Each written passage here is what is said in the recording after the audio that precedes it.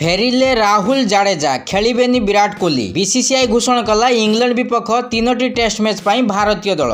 Bharat England test series अंतिम 3टी test match लगी team घोषणा करिछि बीसीसीआई।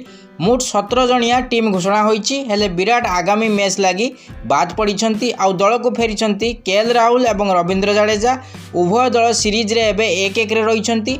आसंता 15 तारिख रे राजकोट रे खेला जिवो तृतीय टेस्ट मैच। चयन कमिटीर घोषणा अनुसार आगामी 3टी टेस्ट लगी विराट अनुपस्थित रहिबे।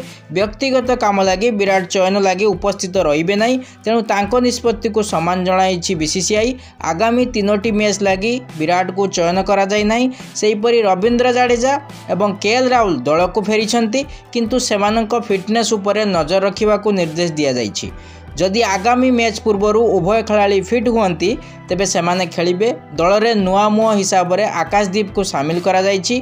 तेबे आहत समस्या लगी श्रेयस आयर आगामी 3टी टेस्ट मैच रु बाद पड़िछंती।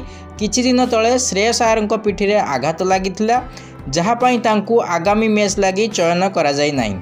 तृतीय टेस्ट मैच राजकोट रे खेला जाबाकू थिबा बेले चतुर्थ मैच रांची रे खेला जिवो।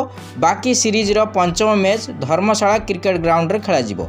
भारतीय दल रोहित शर्मा अधिनायक, जसप्रीत बुमराह उप अधिनायक, Yashasvi Jaiswal, Shubman Gill, KL Rahul, Rajat Patidar, Sarfaraz Khan, Dhruv Jurel wicket keeper, KS Bharat wicket keeper, Ravichandran Ashwin, Ravindra Jadeja, Axar Patel, Washington सुंदर, कुलदीप यादव, मोहम्मद सिराज, मुकेश कुमार और सुदीप सिंह।